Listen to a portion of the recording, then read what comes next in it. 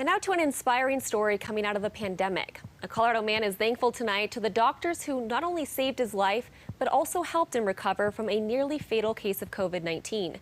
Michael Abeyta is live tonight in Aurora. He caught up with him today. And Michael, how's he doing?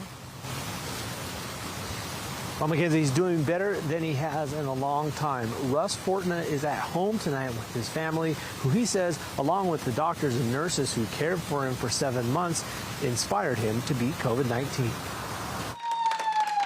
This is the end of a journey for Russ Fortna. It's been a long haul, but compared to where I was, is like night and day. He's been in the hospital for 8 months. He's a heart transplant survivor, but that's not why he was here. He was recovering from COVID. He came down with the virus back in December and became very sick. The doctors and nurses at UC Health saved his life. Then he was transferred to Kindred Hospital and finally to Spalding Rehabilitation Hospital, where he was under the care of their COVID pathway team, which has one goal: to help patients wean off of oxygen, build their endurance, build their strength, and build their functional mobility back to being as independent as possible. At one point, he was given a less than 1% chance to make a full recovery. But Russ worked hard to get his strength back. I have too much living yet to do. Which is no surprise to his son Joe, along with his wife Bobby, who were with him every step of the way. He worked extremely hard to get where he is.